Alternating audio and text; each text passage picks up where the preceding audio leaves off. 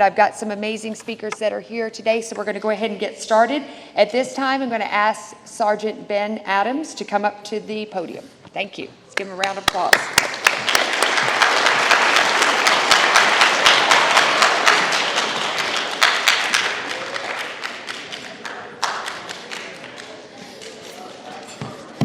Good morning, everybody.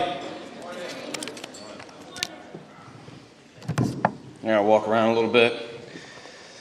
So like I said the last time, did y'all see that? Did the voice not seem to match what he was talking about? Nausea, diarrhea, pain, vomiting. And so, made it so palatable. You know, the one thing that I always hated about those ads, it's a great video, by the way, but one thing that I wish you could get out of those ads is the smell. We'll talk about that in a minute. Like she said, my name is Ben Adams. I'm a sergeant with the Marion County Sheriff's Office, and I am a supervisor with the Undercover Drug Enforcement Strike Team. It means I lead a team of tactical operators that operate in an undercover capacity and do all sorts of things like buy drugs and work vice crimes. I used to be a drug agent. I was in the military for 9 years before starting the Sheriff's Office, and after I did an 18-month straight deployment with 13 months in Iraq, I decided I would never carry a gun again. And of course, here I am. So, like I said, I was an undercover drug agent. I've been in a lot of situations where I fought a lot of narcotics. I've been in some pretty serious situations, and I've operated in this very dark underworld. I'm going to give you a little bit of an illustration of that today, operating in this very dark underworld. I talked about smell a minute ago. Part of that dark underworld, a lot of horrific things happen, right? Like the 24-year-old mother that we found on Christmas Day. She had overdosed and died, and her 2- and 4-year-old toddlers were walking over her body for 2 days. She never expected that would happen. But you never forget the smells of that kind of thing, right? You saw the guy inhaling and smoking a cigarette. You got a close-up on his dirty mouth, right? You get the idea that that mouth had seen 2,000 cigarettes since the last time it saw a toothbrush, right? Imagine what that smells like. But that's what happens in this dark underworld. You never expect that they're going to overdose. And I got to tell you, a lot of people say, well, they overdose, it's their choice. But it's the families around them that have to deal with that as well. And none of these young ladies or young men, make no mistake about it, they never woke up one day after getting addicted. They never woke up one day and said, hey, you know what I really want to do? I really want to go down on some disgusting dude so I can get $20 to go get high. And it happens. Oh, yeah. Happens all the time. Let me tell you what else we never expect is going to happen. Robberies. This is a fun one. I can't wait to tell you guys. You know, robberies, most robberies, almost every robbery, I won't use an absolute, but almost every robbery has to do with some shape, form of drugs. That's what it always comes down to. It comes down to drugs. And do you know what drug is always, I'm just telling you right now, if it is a robbery over drugs or a drug deal gone bad, almost always, do you know what drug it is? Weed! Yeah. Anybody hear about the young man that just died in a parking lot? Let me get your attention just 1 second, I won't take long. Young man that died in a parking lot, he's 19 years old. I know because I run there. I've run there for years. And for a while I was walking past the little memorial there, and there was a little sonogram picture of the child that I guess he was about to have. It was a weed deal. And he went there to rob somebody of their weed. And he died. So I see a lot of his friends show up and cry over his memorial. It was all over weed. So you never expect you're going to get robbed. You never expect you're going to get shot. And so I asked you a question in our cultures, like you guys are a lot smarter, I think, than some of us were back when I was in high school. I was in high school, I think going on 25 years now, more than 25 years. And you're a lot smarter than I am, and I can't imagine why we still allow our culture to influence around us, why we still allow our culture to glorify this dark underworld. I mean, think about it. It's a dark, dark world. And a lot of the people that I talk to, a lot of career criminals, a lot of people in the prisons, a lot of people that I have to go and help my guys interview, they all have one thing in common. They started out drinking, smoking weed. They all have a drug use in their past. Unfortunately, I'll just add this to you guys. They also have they started out with drugs and pornography. Now, you can cheer it on, but I can assure you, that drug right there will tear you up just as bad as any other. So I want to tell you guys this. I'm going to close, but I want to tell you guys this. You ask yourself why. Why does our culture do this? You ask yourself why. And I want you to ask something. Why is somebody trying to convince you that it is okay? Why are you trying to convince yourself so much that it's okay? I heard a lot of cheers when we talked about weed because weed's so widely accepted. You guys are vaporizing your lungs with THC cartridges and pens. And I want to ask yourself, why do you have to try to convince yourself that it's okay? Why is everybody trying to convince you that it's okay? Ask yourself the question, why is Ben Adams telling you this, and what does he benefit? Well, I'll tell you this. If you're sitting here right now, and just pay attention to me just 1 second. Just pay attention to 1 second.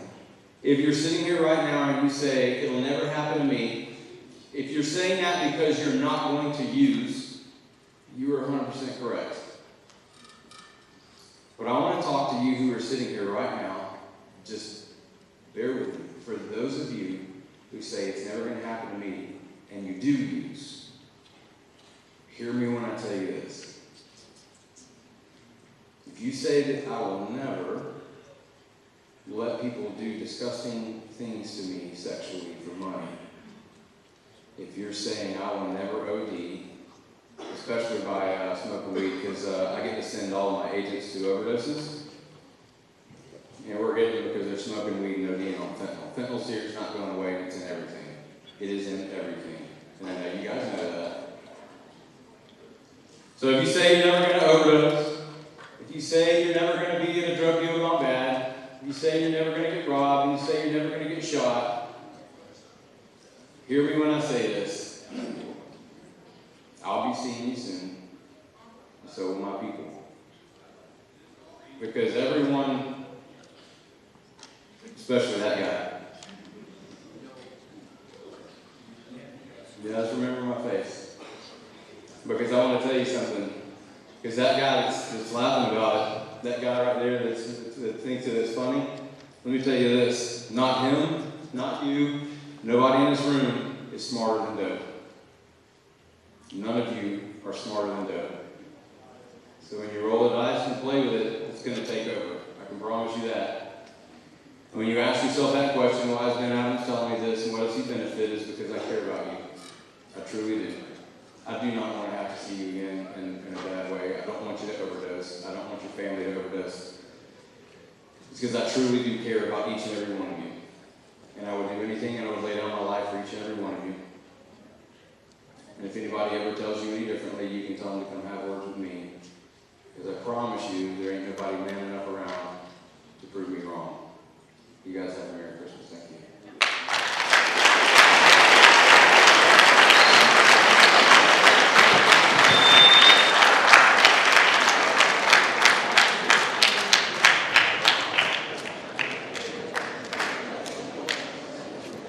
Hey, you guys give an applause for Randy Reynolds. He's the Chief Probation Officer.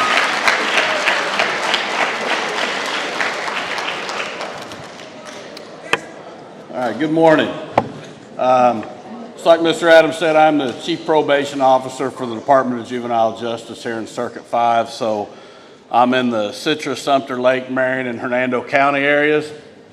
So I've done a few of these events, and like I said earlier, when we spoke at 10 o'clock, that I had two different routes to kind of take with this presentation and talk to you about numbers and substance abuse that I see, because I do see a lot of numbers, do see a lot of data, and we make decisions on it.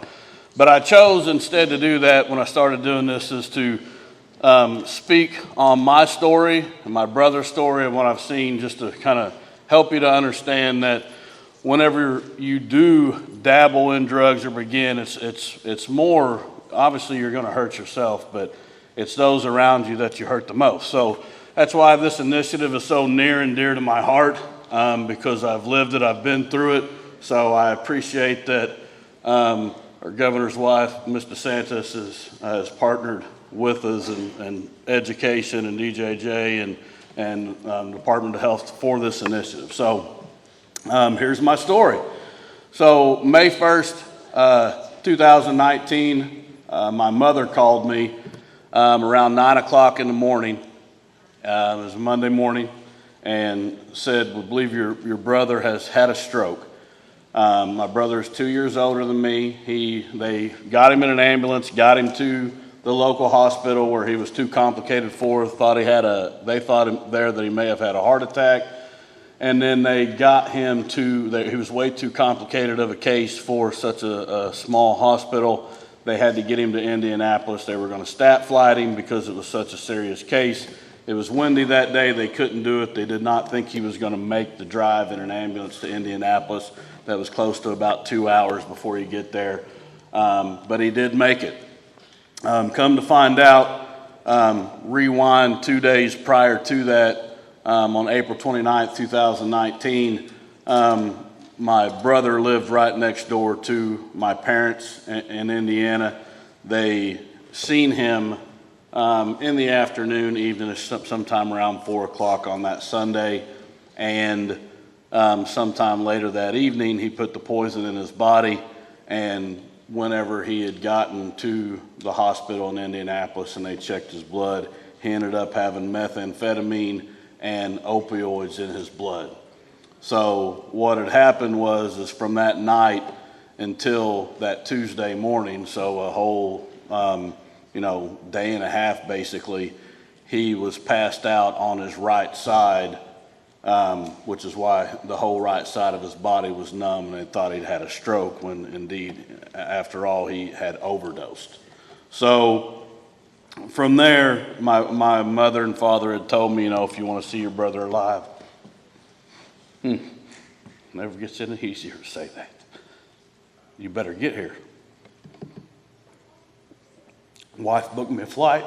I flew out of Florida that night to get to the hospital and see my brother. We could be in the hospital room from 7 a.m. to 7 p.m. every day. Couldn't be in there at nighttime. My parents made sure that they were there at 7 o'clock every morning. My sister and I would get there around 8 to 9 o'clock, somewhere around that time, for the time I was there. So we got in there, and every day we would wait on the doctors to come by. They'd come by sometime in between 9 and 10 o'clock, and my brother was on the critical care unit floor. So a group of doctors, a heart doctor, a blood doctor, a lung doctor, so on and so forth. There's 4 or 5 of them, would come by together to every room. And then they'd tell the families that were there what the treatment plan was for the day, because they'd switch things up a little bit every day. My brother was, as soon as he had gotten to the hospital on that day, was put under anesthesia. So he had he was on a ventilator, so he had a tube down his throat. So we were not able to talk to him because all of his organs were shutting down. His pancreas was shutting down, his liver was shutting down, which in turn was making it hard to breathe. His heart was struggling. So he was on a breathing machine there to stay alive.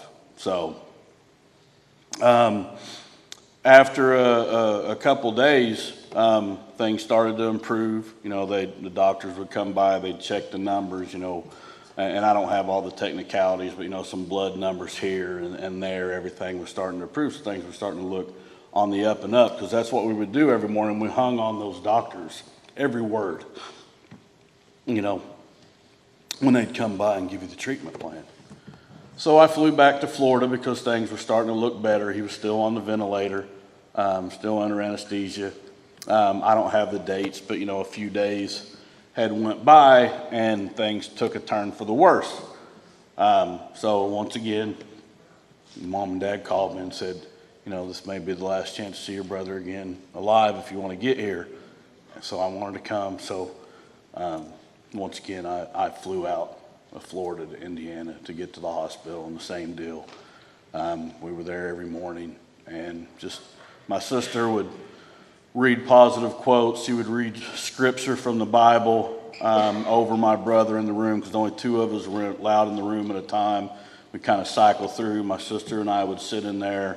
My mom and dad would come in and sit for a while, but we were in there the majority of the time. My sister and I, it was easier on my parents to not have to sit there and look at him in the bed. So we stayed in there and prayed and prayed and prayed. So the reason I had came back, and I failed to mention this, but it had happened several times kind of throughout that day that they had called me, and then into the next day or two. For some reason, there was water building up in my brother's lungs, which was putting pressure on the ribs and into the heart, which was causing him to flatline. So they would come in, do CPR. I don't remember what they were giving him a shot of. It kept bringing him back, and it was just the worst feeling. Sorry, I certainly wasn't laughing, but just the worst feeling in the world to be in a room with someone you're so near and dear to hear that noise. You hear it all, you've all seen the movies, or the TV series where, it's your heart just drops. It's terrible. So, all we could do is pray when that happened. So, like I said, fortunately they figured out what it was, put a drain in him, fixed that issue.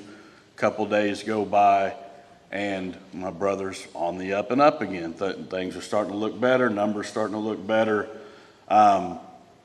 So, they ended up giving us a treatment plan in the morning where they said, later on, sometime this, afternoonish or so, we're going to try to take him off of the ventilator, take it out, see if he can breathe. If he can breathe for 10 minutes on his own, then tomorrow we'll bring him out of anesthesia and you'll actually be able to talk to him, which you can imagine our excitement. It had been over 2 weeks, that he'd been under anesthesia, not knowing if we'd ever get to talk to him again. So they took the ventilator out around 5 o'clock, and we just watched the clock go by, praying that he would make it to 10 minutes so that we could talk to him again. And he made it. He made it. So the next day, they did what they said they were going to do. And they pulled the ventilator, or winged him off of the medicine, pulled the ventilator, and he came to him. We were in the room at the time where he kind of came out of it, and we got to talk to him again and got to see him. We got to tell him that we loved him, told him what happened. And, things were looking good, and it felt good. And I just can't tell you how great it felt that, he's going to make it. So, the doctor said, well, it's going to be a struggle, but, it appears he's going to be fine. He's going to make it out of this. It's going to be a long road. There was a lot of, with the information they was giving us, which I'm not going to share today because it's kind of a little bit longer of a story. But, we thought that everything was looking well. So I flew back to Florida, went back to work. And then on May 20th, my mom and dad called me on a three-way with my sister, 10:30, 11, and said that the doctors just called us and said that Gary is going to pass within the hour, or we can go in and do emergency surgery, and he'll have a chance.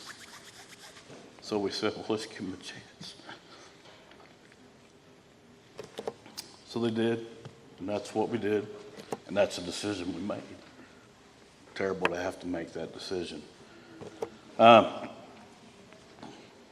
later, my mom and dad called me. My brother didn't make it. A couple days later, we had a three-way phone call and had to plan my brother's funeral. And my parents asked if I would write the obituary, and I said that I would. And here's what I wrote. Obituary for my brother, father, son, cousin, uncle, brother-in-law, friend Gary Reynolds. It is with great sadness that the family of Wayne Reynolds announces his passing on Monday, May 20th, 2019 at the age of 43.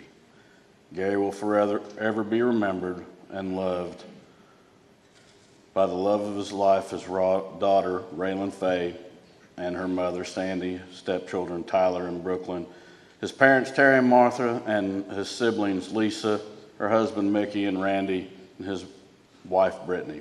Gary will also be forever remembered and loved by his niece, Sydney, nephews, Hunter and Bodie, extended family members, and dear friends. Gary graduated from West Washington High School in 1994. During his high school years, Gary excelled in track and field. He was the first male athlete from West Washington to advance to regionals in 2 different events. He was also a member of the West Washington high school football team that played for a state championship. Gary was baptized and attended Mount Tabor Christian Church. Gary was experienced in many trades. Most of the time, he worked as a mason, where he laid thousands of bricks, blocks, and stones across several states in America, including Hawaii. He was a perfectionist and known for his excellent masonry skills, and he used on many homes and buildings, predominantly throughout southern Indiana. He worked as a handyman and completed various jobs for many people around the Salem area. Gary's precise and beautiful work will be missed by many on earth, but we all know he's already working,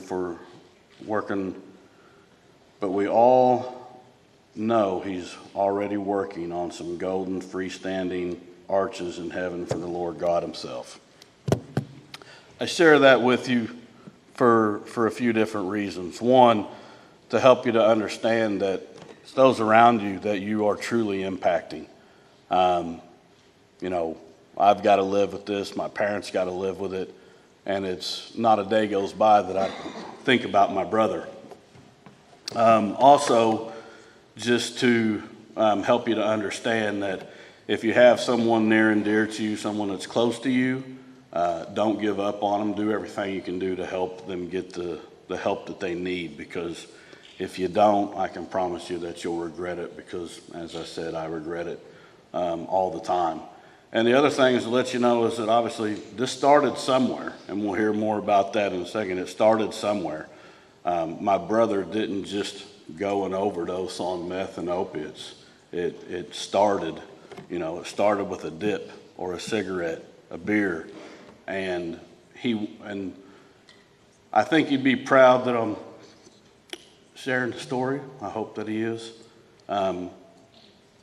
I do it to glorify his name, because he wanted to quit. He battled addiction for many, many years. He battled it. And he wanted to quit, and we had plans on how that was going to happen. It just didn't get there. So I tell you the story because for my brother who's in heaven, I love you, brother. So that's my story. And thank you for your time.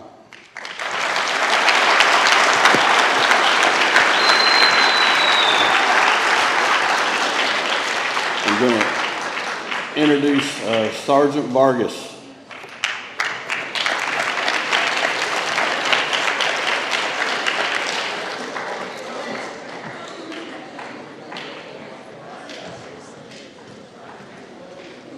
How we doing, Westport? Okay? All right. Hey, my name is Sergeant Vargas, and I am with the Florida Army National Guard Counter-Drug Program. So you're probably all wondering why National Guard is here. National Guard right now, there is an epidemic of opioids.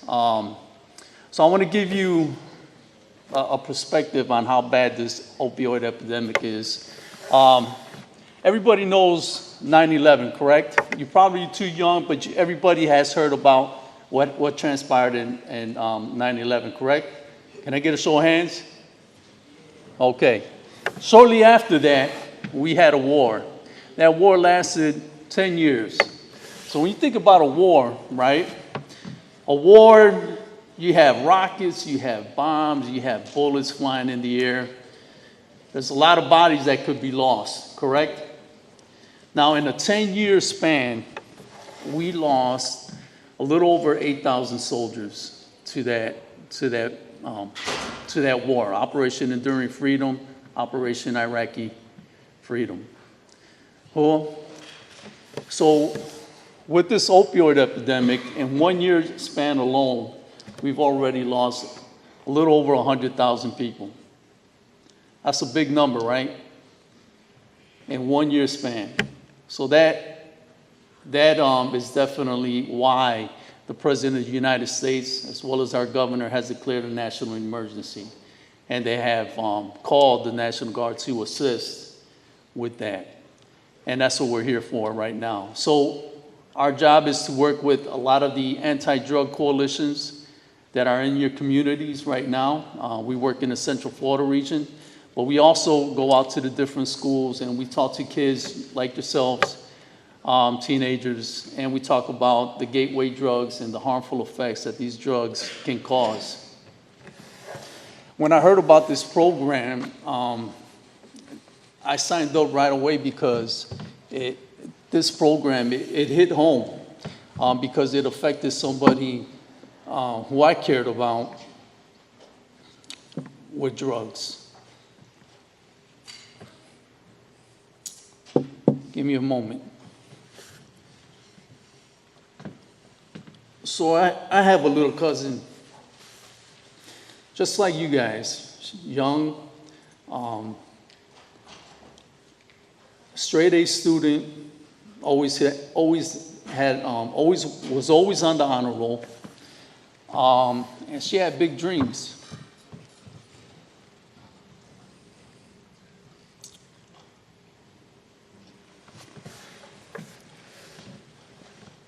Her dream was to be a nurse. And she graduated from high school, all right? And she had the opportunity to go to college. And she was getting ready to go into the nursing program. While she was there, she met a guy, and that guy became her boyfriend. And as they dated, he introduced her to opioids. And unfortunately, she got addicted to opioids. So nobody in the family knew at the time. However, we did notice that there was a change in her behavior. But nobody put or connected the dots. Nobody ever imagined that she would have got involved in drugs. Until one day,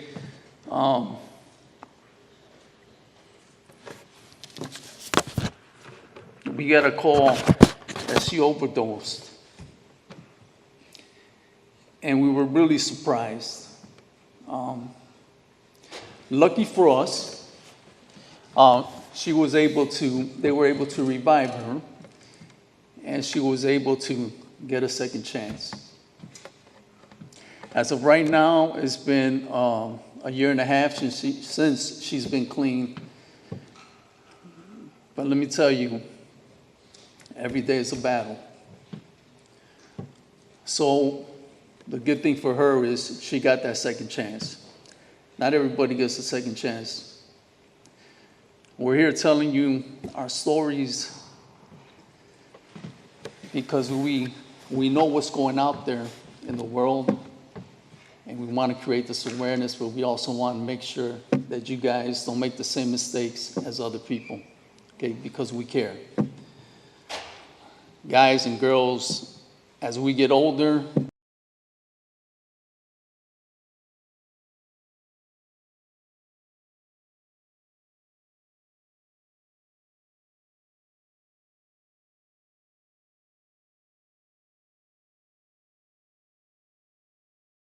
I got to make sure that those decisions that I make in my life are good choices, right? Because in every choice that we make, there's consequences, and those consequences could be good or bad. So make sure that you make the right ones. In the Army, we talk about natural high. Natural high is what we enjoy doing. So when you're taking a drug, and that drug affects or pushes out what we saw in that video, that dopamine is what gives you pleasure. But that pleasure is only for a short while. But that natural high lasts a lifetime. And that natural high is just doing the things that you enjoy doing. You know, in my case, when I was your age, I played baseball, and my natural high was when I was able to play defense and I get that double play, and how that made me feel when I was able to get those 2 outs, right? That gave me that natural high. Think about the things that are important to you, that you love to do. That gives you enjoyment, that gives you satisfaction. Stick with that. Be smart. Make the right choices. That's all I have. I'm going to be followed by Jason Pilkington. I'm sorry if I messed up your name.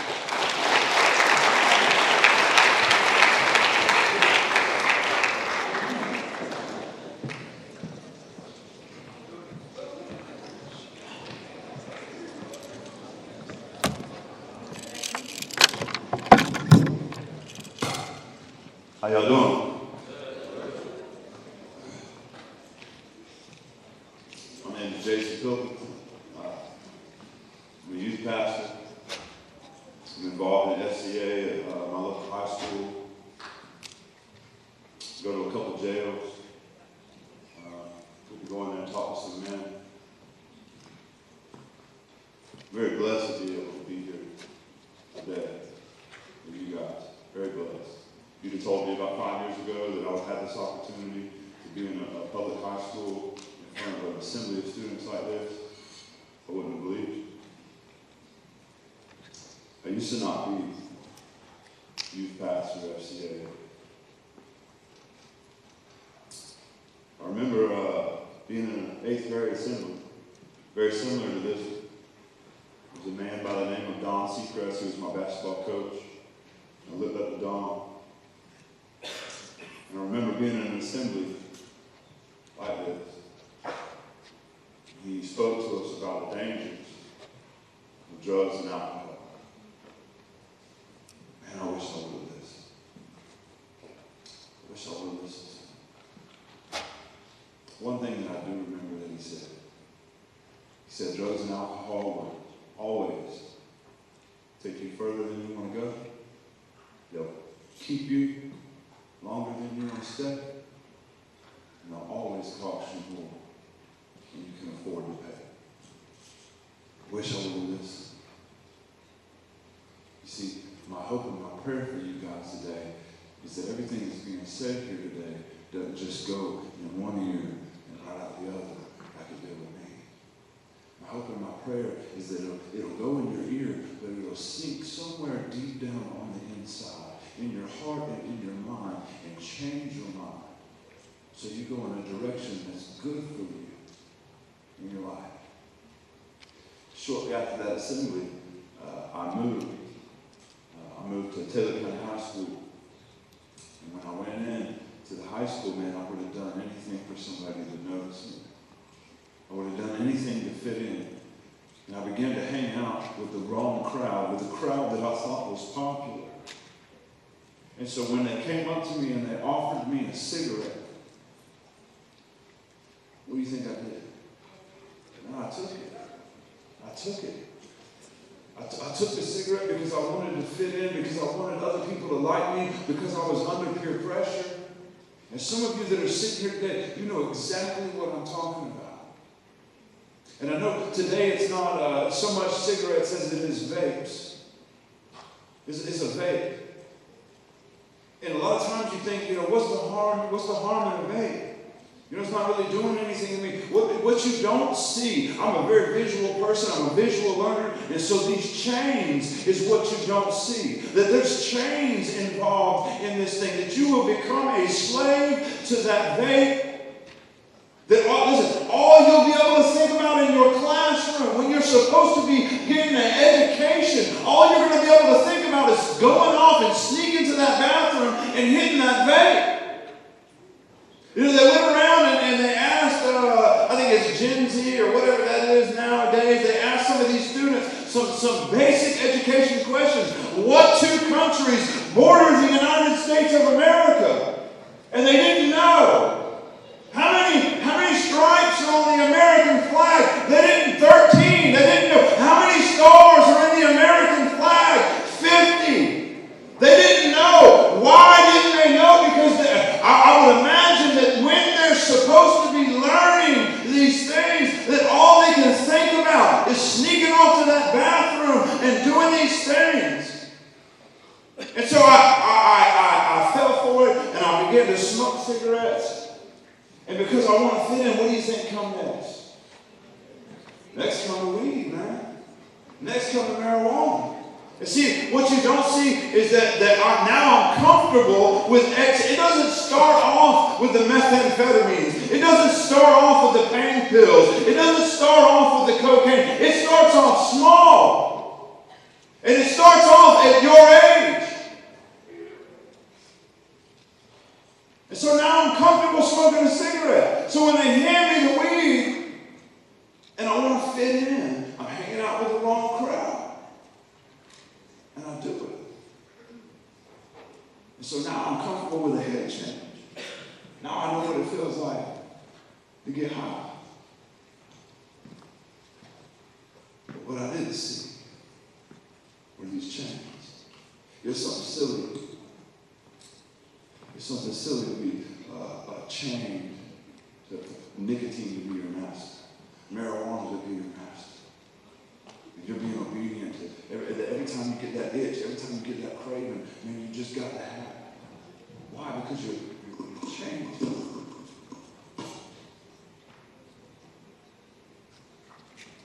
I like football, man. Football is probably one of my favorite sports. The Super Bowl. Man, the Super Bowl was awesome. Love the Super Bowl. What I love more is I like the commercials, man. They got probably hands down some of the best commercials that you'll see all year long during the Super Bowl. And I can guarantee you, I can promise you, one of the commercials that you're going to see is a Bud Light or a Budweiser commercial. What they're going to do, they're going to paint this beer bottle, and they're going to make that thing look so attractive.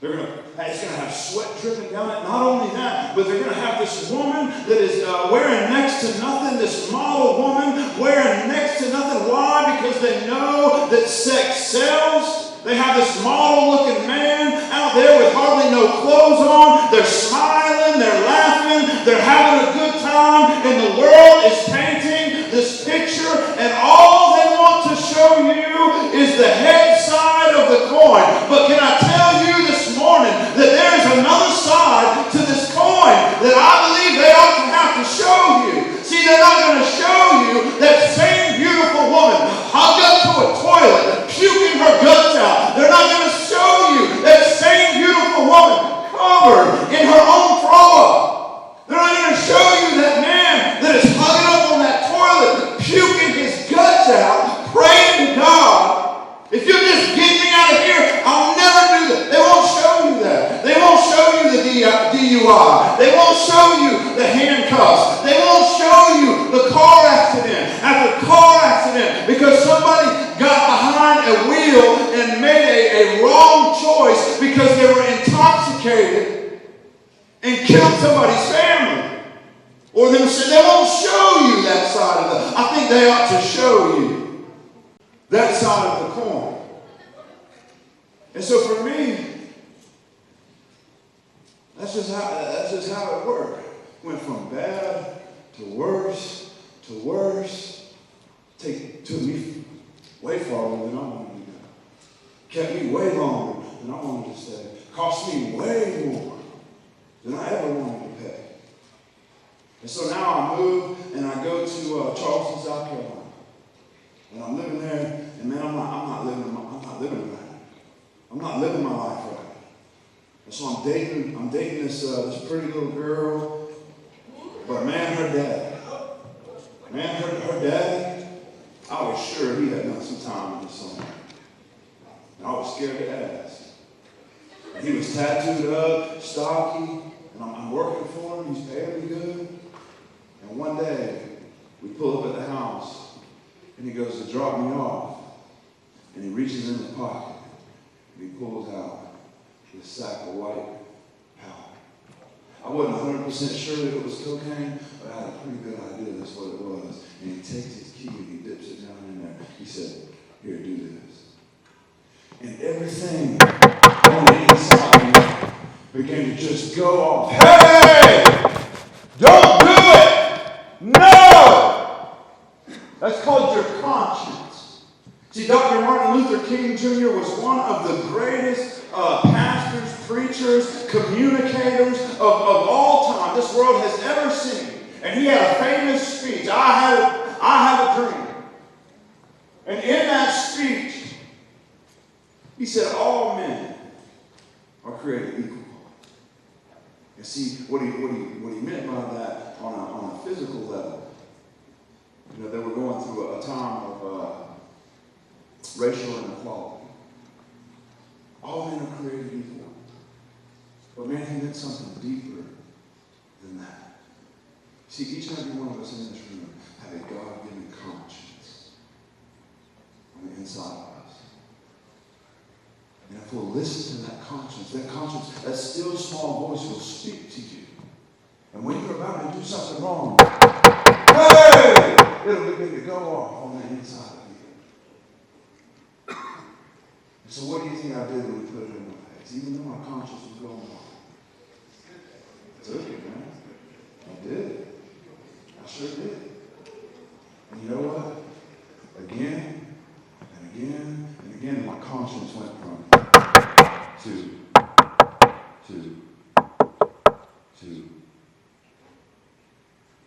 I couldn't feel it anymore.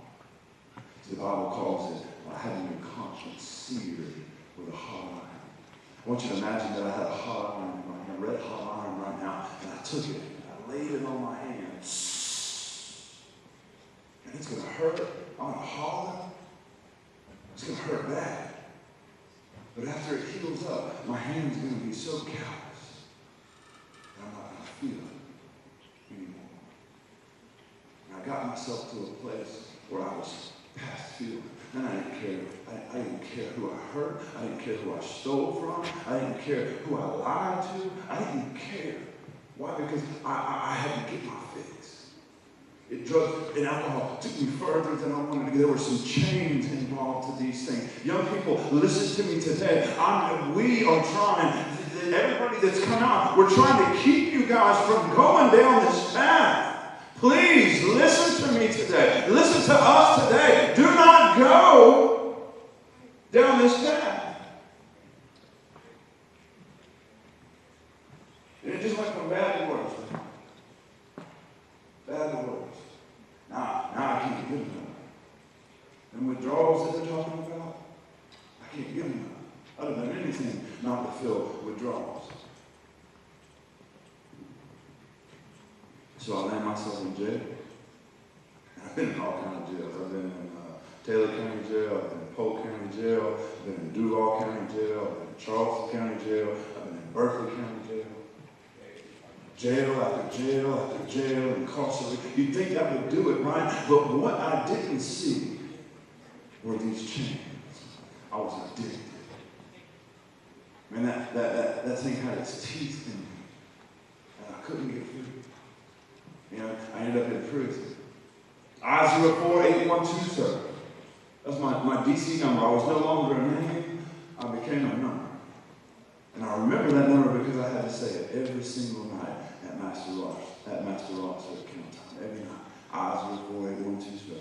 I-04-812, sir. the first person that I met was my bunkie. His name was Michael Jackson. I'll never forget him because of that name. You know what he was in prison for? Cold-blooded murder. Been in there 40 years over drugs. Why? Because he was chained to drugs. Get out of prison, man. Trying to do right. I find myself, man, I've been in, like I said, I'm blessed to be in a schoolhouse today. So I've been in a lot of houses. I've been in some drug houses, some crack houses, some trap houses, some whorehouses. I've been in all kinds of houses. I've doorman at these houses. And one night at 2 o'clock in the morning, I feel the spirit of death creeping up on me.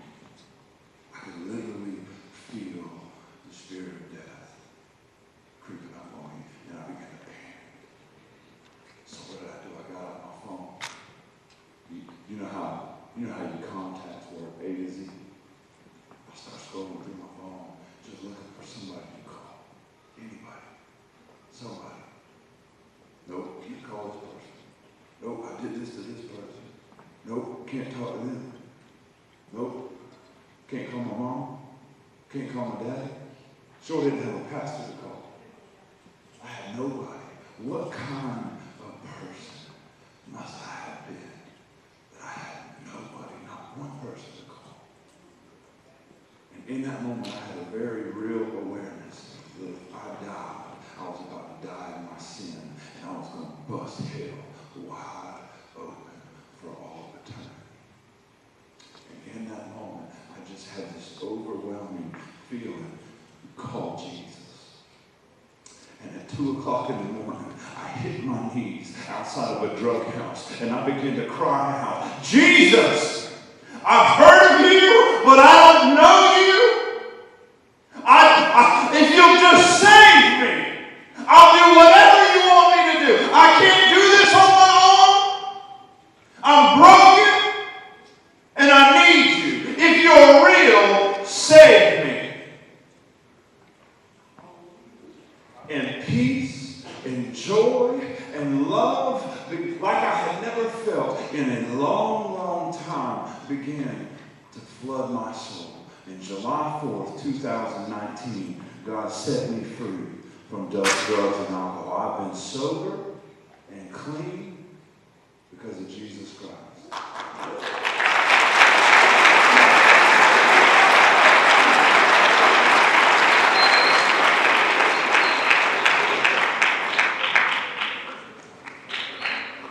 I'm going to leave you guys with this. There's a man by the name of Jimi Hendrix. Jimi Hendrix. Anybody ever heard of Jimi Hendrix? Man, Jimi Hendrix was like one of the best guitar players of all time. He grew up, he was left-handed, he grew up poor, and so he learned how to play the guitar, and he did it in a very unique way. He had to flip it upside down because he was poor. He couldn't afford a left-handed guitar. So he was self-taught. He taught us, and he had a God-given gift and talent, just like every one of you who are in this room. Oh, there is so much potential in this room right now. There's potential. And so Jimi Hendrix, he had everything that this world says will satisfy. He had the money, he had the cars, he had the clothes, he had the houses, he had the drugs, he had the women. Everything that this world says will satisfy, he had. And he stood on the stage one night. He stopped playing and he said, in front of thousands, if there's one person, anybody, that's in the crowd tonight, and you could tell me where I can find peace. You want peace. See, some of the most expensive and valuable things in this life, money can't buy. Love, joy, peace, growth, goodness, kindness, gentleness, faithfulness, patience, and self-control. Money can't buy those things. He said, if you can tell me where I can just find peace, you get an all-experience backstage pass with the Jimi Hendrix. And out of those thousands and thousands of people, you know, not one person came to him and told him about Jesus. person told him where he could find that peace at. Shortly after that, Jimi Hendrix took his own life.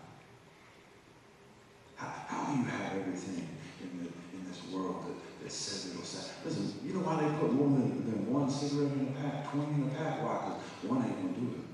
It ain't going to satisfy. Listen, that liquor bottle is going to run out, that blunt's going to burn up, and at the end of it, it's going to leave you empty, it's going to leave you broken, it's going to leave you depressed, broke, busted, and disgusted. Every single time. Every time.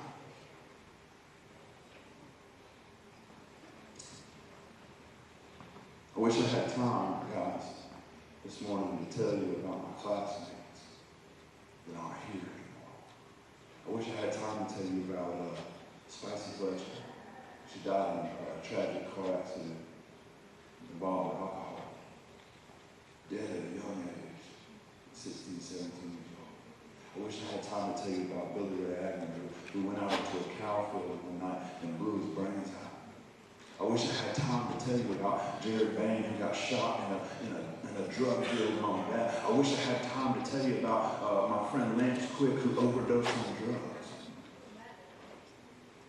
This is my prayer and my hope for you guys. Listen, I'm not getting paid to be here. You know what my payment would be? Is that if just one of you would listen to me and go in a direction that that'd be, oh my goodness, that'd be worth more than money could ever buy if one of you would listen.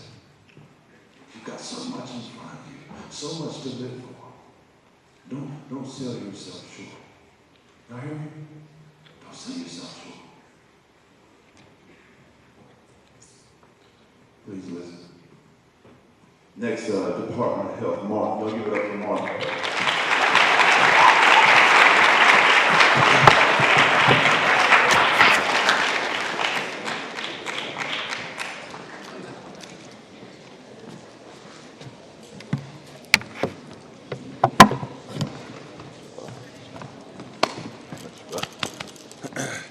I told Jason before, he didn't even call me up, just drop the mic and walk away. I mean, really, what else can I tell you? The only thing I can tell you today, I mean, I've got a whole list of stuff I was going to talk about, don't even need to do it.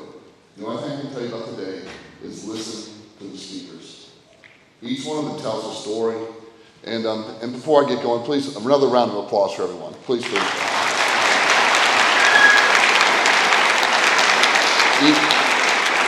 Each one of those individuals tells a story that we can relate to, and we can relate to here in Marion County. I mean, we start off with Sergeant Adams talking about individuals doing certain things for money, and those are true stories. A couple weeks ago, we were in the middle of an STD meeting, reviewing cases, and I can tell you there was a case with an individual that was exposed to an STD, knew the other individual had the STD, could visualize the STD, now has a lifelong STD, and when asked, why did you go ahead and have sex with this individual, it was, I didn't care, I just wanted to get high. Those are real stories. And then to be able to open up, as our other speakers have done, with regards to their families. And I think it is important that we talked about when Randy was talking and Colonel Vargas was talking, or Captain, where they were discussing the impacts on the family member. You may think, well, it's my body, it's myself, it's just going to impact me. No, it impacts the ones that are left behind. Right. Those are the ones that are left with this and have to clean up and pick up pieces. And it's a very, very tough life to follow. I know I'm looking out. I know some of you in this room are experiencing some of these things right now with family members and friends. In my case, it was really simple. It was a brother who started using substances in his teens, early teens. As he got older, the substances got harder, stronger, and while he ended up in the military, lost a military career due to substance abuse, lost 2 families due to substance abuse, lost his own family due to his actions, wasn't around when his mother passed. I remember being on the phone to the correctional institution with my father saying, I don't want him anywhere near this funeral. And lost all those things in life, and then eventually lost his own life due to years and years of substance abuse and the toll it took on his body. And so these are real stories and decisions that you're going to have to think and you're going to have to work through. I don't envy you at all. It's a much different time than when I grew up. I mean, I would say 20 years ago, but I really mean 40 years ago when you're all shoes. Much different times. Much more challenges, much more pressures. I don't envy you, but I hope, as I said, the one takeaway is listen to what you heard today from the speakers. Last month, and bring this back to Marion County, last month in Marion County, we announced we're one of 12 counties in Florida. We're doing the Coordinated Opioid Response Network. It's a core network, which as the title suggests, it's a collaborative effort between partners, between health partners, mental health, substance abuse, to get individuals who are suffering from this lifelong disease of addiction. It's not I'm addicted, flip a switch, it's over. I've been treated and gone. It requires lifelong care, whether it's support from a family member, from a friend, medication. There's treatments out there, and we are now moving in Florida in the right direction. I think if you look at that where CORE is set to address the harsh outcomes from substance abuse, this assembly today, which I'm so thankful that our First Lady came up with, which is the Facts Your Future, is designed to reduce substance abuse, preventing it where it most often occurs and where it starts, teens and young adults. That's where we need to stop this. We can reduce the impacts on families and friends, your friends, if you just have a voice and you make the correct decisions and work with your friends to make those decisions. The good news with this is I am the last speaker, and I'm very short. I'm going to be very short because I know we want to get back to our day. And when I originally wrote down the notes, I was going to say, the messages you heard today weren't meant to scare you. Well, hell yeah, they're meant to scare you. They are. You need to be scared when you hear some of these stories and what these individuals have gone through. You do not want to be in their shoes, or you do not want to do that to a family member. So take this information today. Think about it. Think, how can I impact not only my life, but someone I love's life? Do that. The messages will help you make informed, responsible decisions that will impact your future. With that, I'm going to turn it back over to Principal Cruz. Thank you very much for being here. You guys are awesome.